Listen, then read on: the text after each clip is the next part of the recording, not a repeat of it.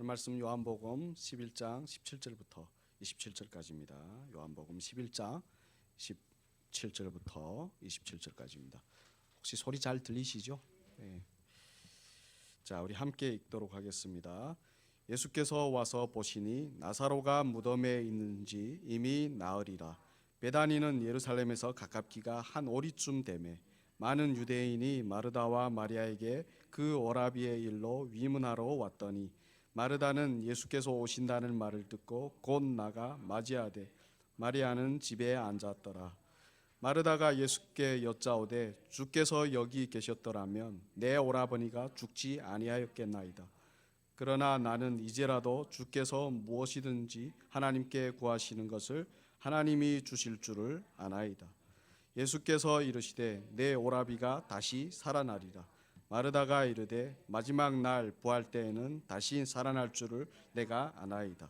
예수께서 이르시되 나는 부활이요 생명이니 나를 믿는 자는 죽어도 살겠고 무릇 살아서 나를 믿는 자는 영원히 죽지 아니하리니 이것을 내가 믿느냐.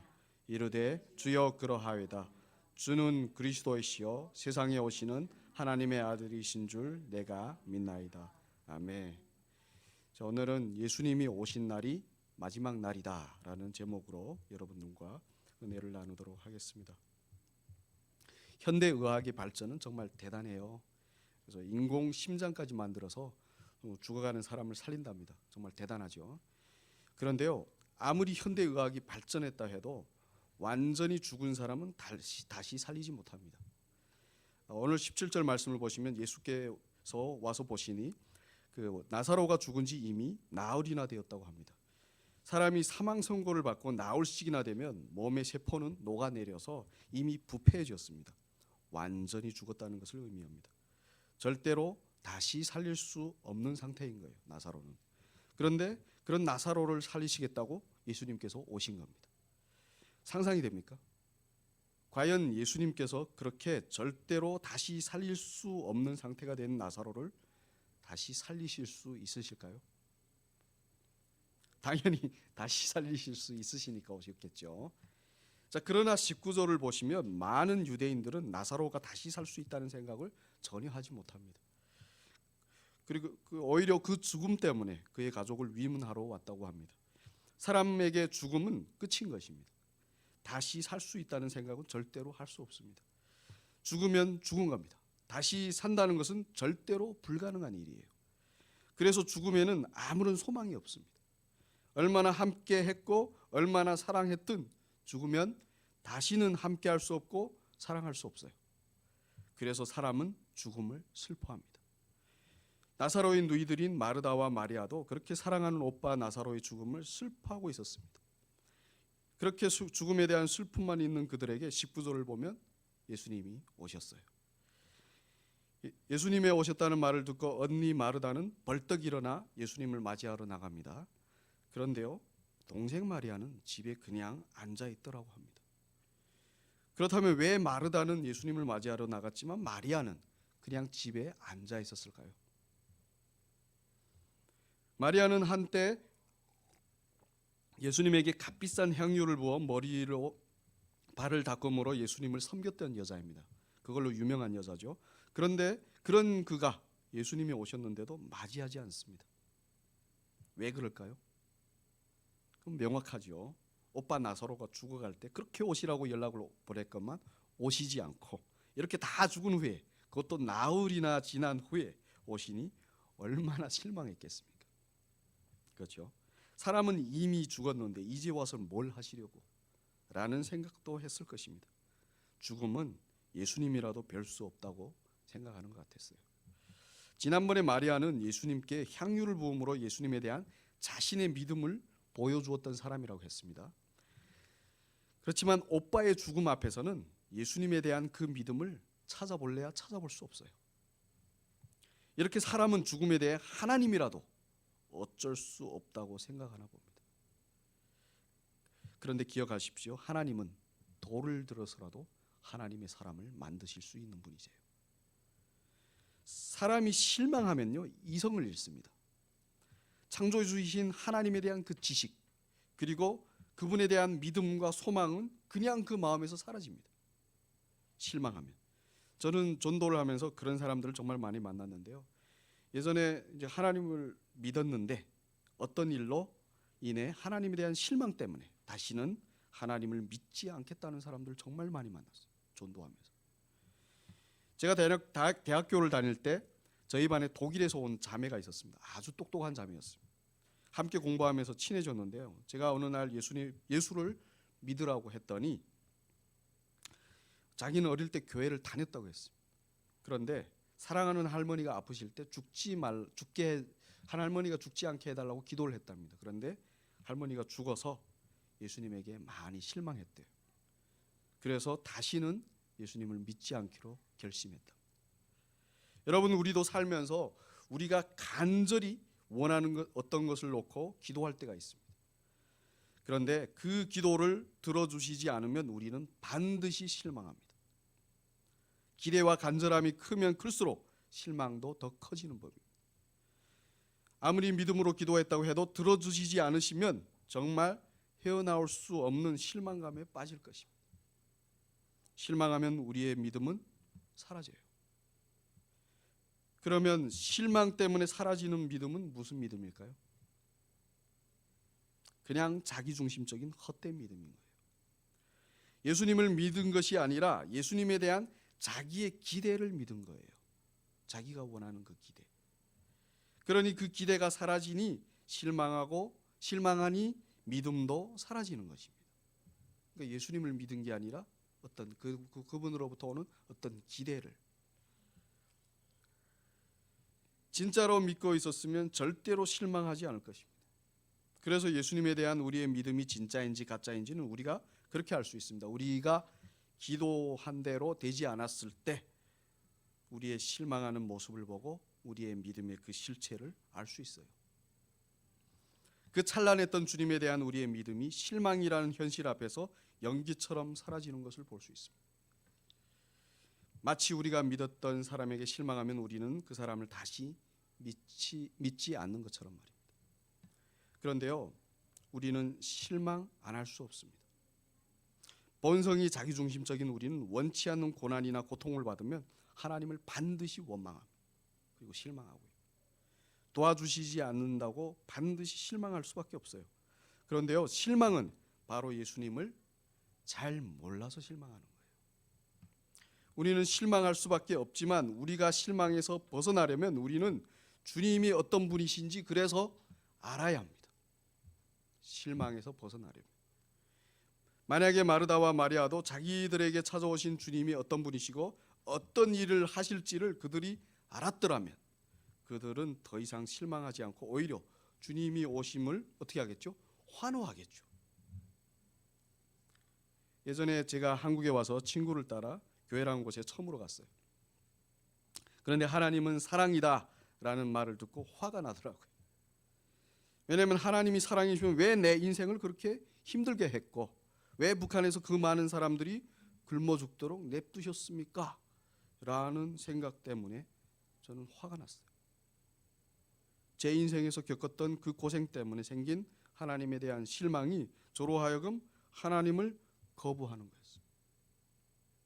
그런데요, 저는 그 후에 우리를 사랑하시어 우리에게 영생을 주시려고 이 땅에 오시어 십자가를 지시고 저희를 대신해 죽으신 후 3일 만에 부활하신 후 하나님의 우편에 앉아 계시고면서 영원히 우리와 함께 하시며 우리를 하나님 나라로 인도해 주시는 예수님에 대해 자세히 알고는 이 땅에서의 고생과 죽음 때문에 더 이상 실망하지 않게 되었습니다. 실망했는데 제대로 알고 나니 그 실망이 사라지더라는 거예요. 더 이상 이 땅에서의 고생과 그 죽음 때문에 실망하지 않더라는 거예요. 이는 마치 장난감 자동차가 망가졌다고 실망하고 있을 때 진짜 자동차를 만드는 회사를 사주신 거나 같은 거예요. 그러니까 더 이상 그 장난감이 망가졌다고 실망하지 않는 거예요. 진짜 자동차를 만드는 회사가 생겼는데 왜 실망하겠습니까? 그렇죠? 그거랑 비슷한 겁니다. 여러분, 우리는 우리의 어떤 기대를 가지고 주님을 믿을 수 있습니다.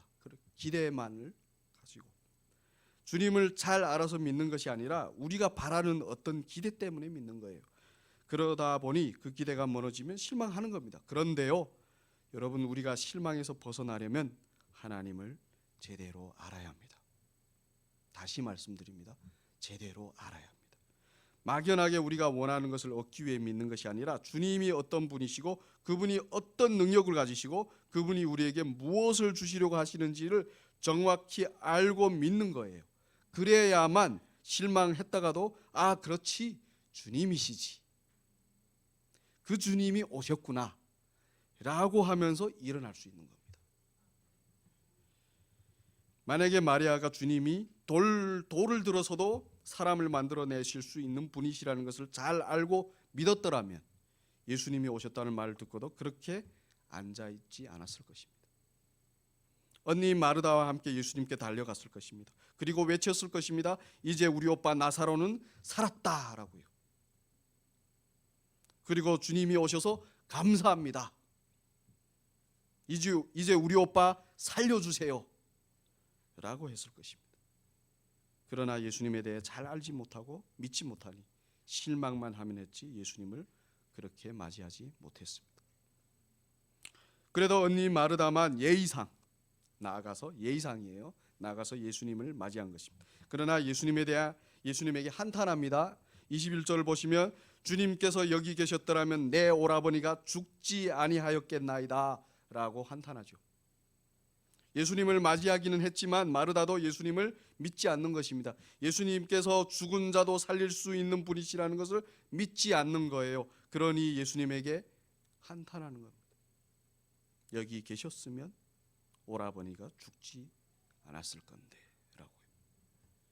여러분, 우리도 예의상 습관적으로 아니면 형식적으로 신앙생활을 할 수 있습니다. 예수님에 대한 기쁨은 없고 삶에 대한 실망 때문에 불평과 불만만 가득 품고 하는 신앙생활이에요. 그것은 여전히 주님이 어떤 분이신지 잘 몰라서 그런 것입니다. 솔직히 말해 요즘 기독교인들 중에 많은 그런 분들이 있어요.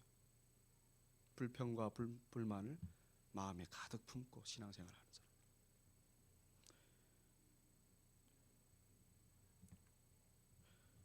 마르다는 형식상으로라도 그러나 나는 이제라도 주님께서 무엇이든지 하나님께 구하시는 것을 하나님이 주실 줄 아나이다 라고 22절에 고백합니다. 그래도 그냥 들으면 마르다는 그래도 낫네 마리아보다 라고 하시겠지만 마르다는 여전히 예수님을 믿지 않는 것입니다. 마치 주님을 아는 것처럼 말하지만 여전히 헛도는 말만 해요. 어찌 보면 실망은 했지만 혹시 다른 필요를 위해 괜찮은 척하면서 주님과 그 관계를 유지하려고 하는 것 같기도 합니다. 우리가 신앙생활을 하다 보면 이럴 때가 정말 많습니다. 우리의 기대대로 되지 않았을 때 실망은 했지만 그래도 신앙이 좋은 것처럼 괜찮은 것처럼 보이려고 주님의 다른 뜻이 있겠지라고 하는, 이게 안 되면 또 다른 어떤 것이 있겠지 라는 또 다른 어떤 기대를 가지고 하는 말인데요. 그런데요, 이게 정말 진리를 보는 우리의 눈을 가립니다. 많은 기독교인들이 이 말을 자주 해요. 다른 뜻이 있겠지. 아니요, 우리의 눈을 가려요. 오늘 한번 들어가 봅시다. 이게 안 됐으니 다른 것으로 나에게 어떤 만족을 주시겠지라는 기대거든요. 거기에는 예수님은 없고 오로지 나를 기쁘게 하고 만족해 하는 또 다른 기대만 있는 거예요. 예수님은 없어요 거기에. 사실 제가 결혼 전에 소개팅을 정말 많이 했습니다. 결혼은 인생의 대사잖아요. 그걸로 웃고 우는 겁니다. 그런데 소개팅을 할 때마다 안 됐어요. 소개팅을 나갈 때마다 기도했을 거 아닙니까? 처음에는 안 될 때마다 분명 더 좋은 자매를 만나게 하시려고 안 되게 하셨겠지. 주님이 만나게 하실 그 자매를 만나게 해주세요, 기다리겠습니다라고 기도를 했습니다. 그런데 계속 안 되니 나중에는 실망이 커서 소개팅조차 나가기 싫더라고요. 그리고 더 이상 소개해 주는 데도 없었고요. 그러다 보니 결국에는 자연히 언젠가는 내 짝을 만날 거야 라는 막연한 기대를 품고 있었습니다. 그런데요, 그 기대 때문에 결혼의 진정한 의미인 예수님이 나를 사랑하시어 오시어 영생으로 함께 하신다는 그 진리는 모르고 있는 거예요. 그냥 어디에만 집중되어 있냐면요, 언젠가는 만날 그 자매, 그 자매로 인해서 결혼해서 행복하게 살 그것만. 예수님은 없어요.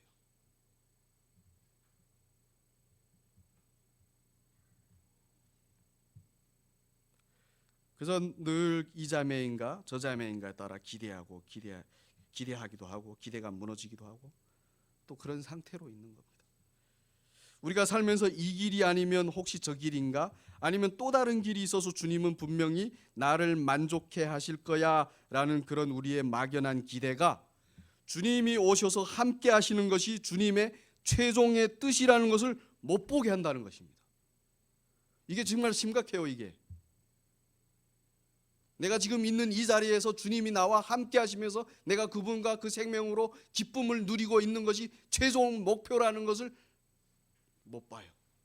계속해서 다른 데 어떤 뜻이 있지 않나.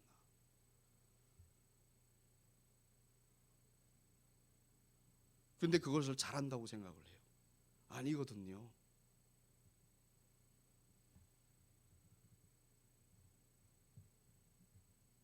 언제 어디서 무엇을 하든 상관없이 주님이 우리에게 오신 것으로 모든 것이 완성이라는 것을 우리가 모르면, 혹은 알아도 믿지 않으면 계속 헛된 것을 기대하는 신앙생활을 할 거예요. 아무리 원대한 어떤 목표를 가졌다 해도 그냥 그거에 대해만 기대만 있으면 그건 헛된 신앙생활이에요. 주님의 그 목적을 모르는 거죠. 그래서 주님을 알아야 주님이 정확히 무엇을 하실지 기대할 수 있는 겁니다.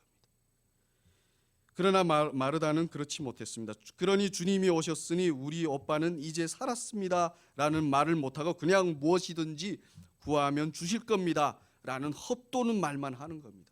되게 옳은 말을 하는 것 같아요, 마르다. 근데 헛도는 말을 하는 거예요. 빙빙 도는 거예요. 그 맹점을 찍지 못하는 거예요.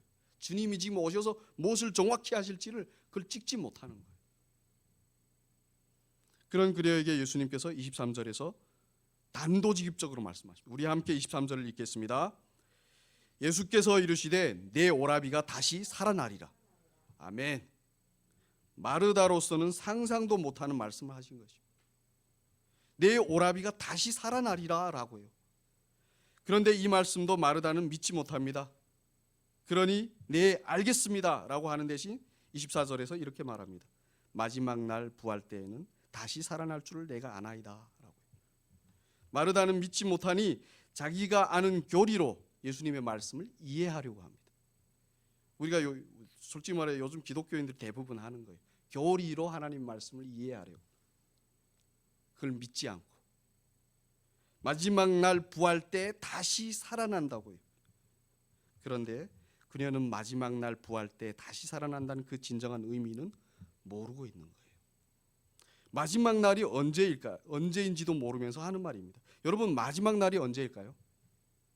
마지막 날이 언제입니까? 이 세상이 끝나는 날, 심판의 날라고 하는데 우리가 죽는 날. 근데 그래서 그 날이 언제냐고요?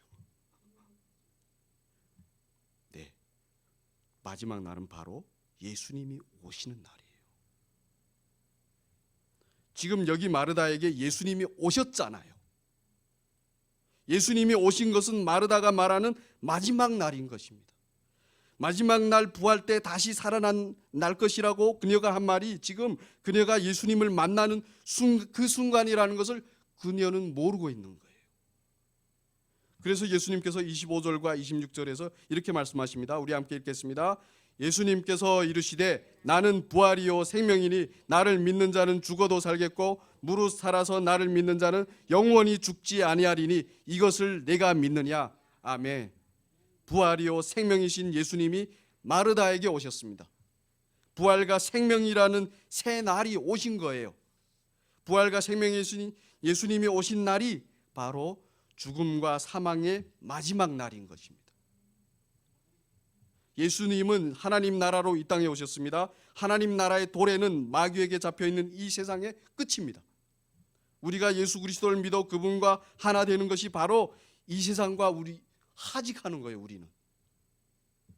우리가 우리에게 오신 예수 그리스도를 믿으면 우리는 이미 죄와 사망의 날, 그 죄와 사망의 그 날을 떠나 부활과 생명의 날로 들어가는 겁니다. 이미 들어갔어요. 이 진리를 모르면요, 우리는 여전히 언제인지 모르는 그 마지막 날을 생각하고 있는 거예요.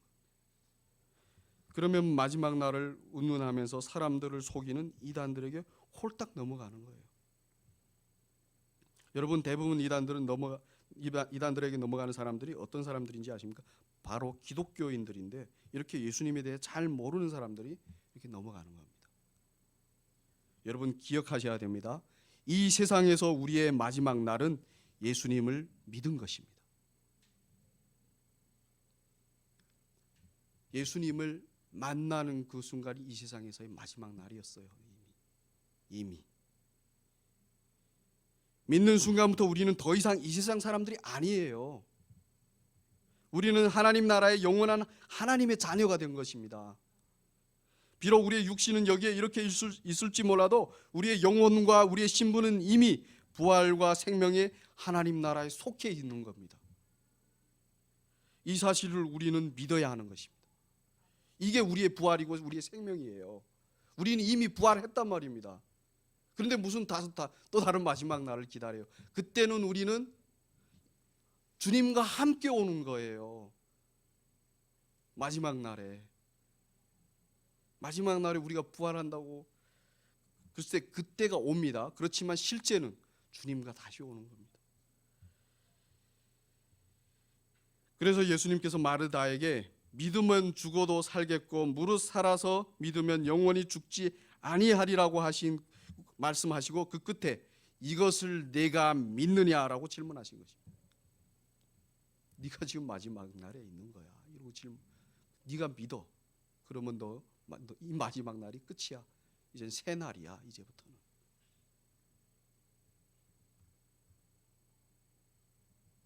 마르다가 알고 있는 마지막 날 부활 때 다시 살아난다는 것이 바로 예수님을 믿는 것이라고 알려주시는 거예요. 그러자 27절에서 마르다가 이렇게 말합니다. 그러외다 주는 그리스도이시요 세상에 오시는 하나님의 아들이신 줄 내가 믿나이다 라고 합니다. 여러분, 여전히 마르다는 믿지 않고 있는 거예요. 마르다는 자기는 믿는다고 합니다. 예수님의 신분을요. 그런데요, 예수님이 부활이요 생명으로 오심이 무슨 의미인지 여전히 모르고 믿지 못하는 거예요. 부활이요 생명으로 오신 예수님을 믿으면 우리가 이제 부활이요 생명이 되는 것을 모르고 있는 것입니다. 그래서 이제 죽은 오빠 나사로도 다시 살아날 것이라는 것을 믿지 못하는 거예요. 만약에 믿었으면 진짜요? 그럼 우리 오빠 살아났겠네요. 이제 살아나겠네요. 이랬을 텐데 여전히 어떤 그 교리적인 그 얘기만 하는 거예요. 믿습니다. 그래 믿어요. 주님 믿어요. 그런데 현실 죽은 오빠가 살아날 것이라는 그 믿음은 없는 겁니다.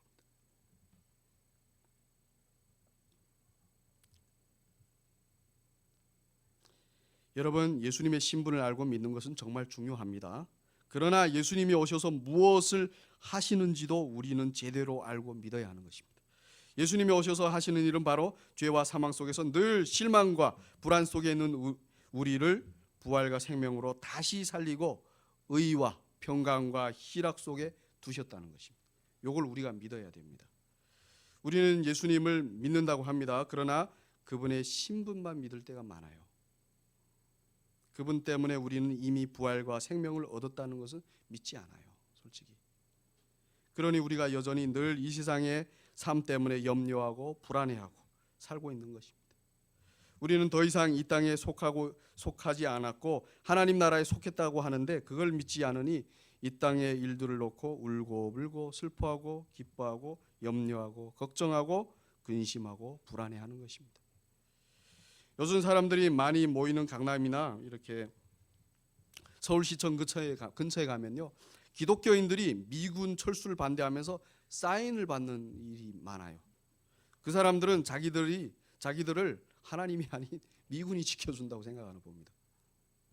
그렇게 믿고 있으니까 그러겠죠.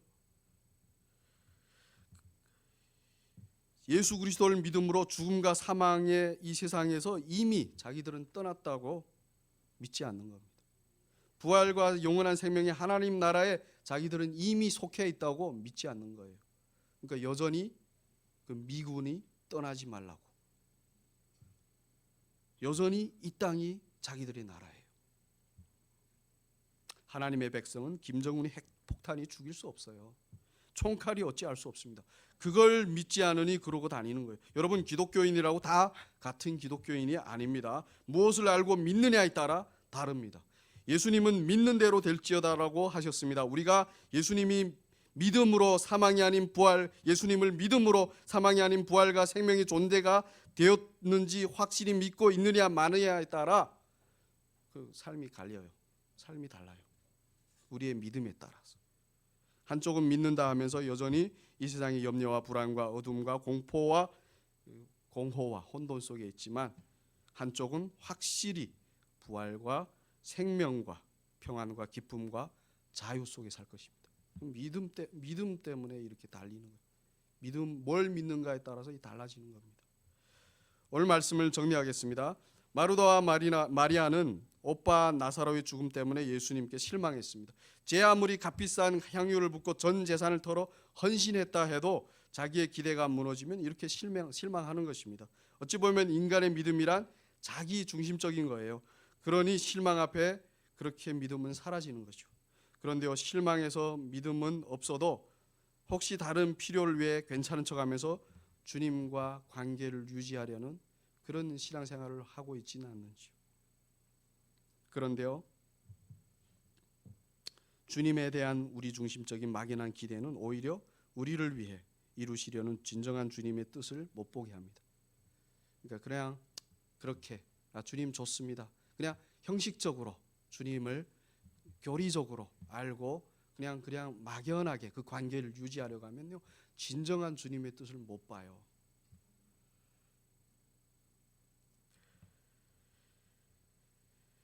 그래서 주님께서 주님의 그 뜻을 직접 알려주십니다. 바로 주님이 부활이요 생명으로 오신 주님이시라는 것을 알려주십니다. 그리고 믿으라고 하십니다. 죽음 때문에 슬퍼하고 실망한 그들에게 부활이요 생명으로 오신 주님을 믿으라고 하십니다. 우리는 대체로 그 말씀을 그냥 마르다처럼 교리 정도로 알고 있습니다. 마지막 날에 일어날 일로요. 막연 우리도 잘 모르는 그 마지막 날. 그런데요, 마지막 날은 바로 예수님이 오신 날입니다. 부활과 생명으로 오신 예수님이 우리로 하여금 믿음으로 죄와 사망에서 벗어나 부활과 생명으로 들어오게 하셨습니다. 그러니까 우리의 마지막 날은 예수님을 믿는 날이에요. 이 땅의 마지막 날은 우리는 예수님을 믿음으로 이미 이 세상과 상관없는 영원한 부활 생명의 하나님 나라의 백성이 되었습니다. 이 사실을 꼭 믿으셔야 합니다. 우리는 이미 이 세상과는 하직했어요.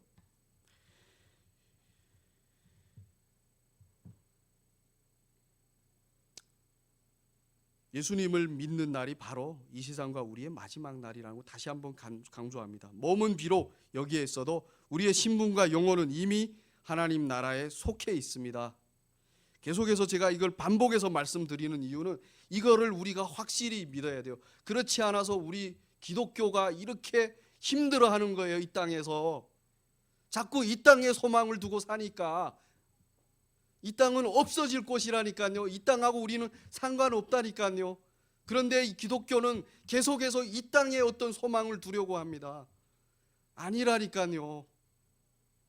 제가 오늘이 마지막 설교라고 생각하고 이걸 외치는 거예요. 우리의 소망은 여기에 없어요. 우리의 생명은, 우리의 신분과 우리의 모든 것은 여기에 없어요. 여기에 하나님 나라에 있어요. 예수님 안에 있는 거예요.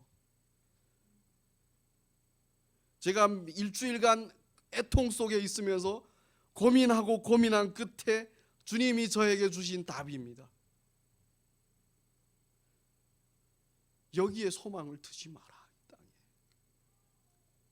여전히 네가 하려는 어떤 것에 기대를 두지 마라. 그게 아무것도 아니야. 예수를 믿고 예수를 믿음으로 너는 이미 하나님 나라의 백성이 되었다. 부활했다는 것을 믿어.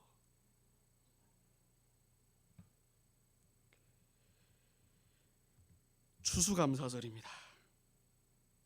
우리의 진정한 감사는 예수님 때문에 부활과 생명의 열매로 추수된 우리 자신을 놓고 감사해야 합니다.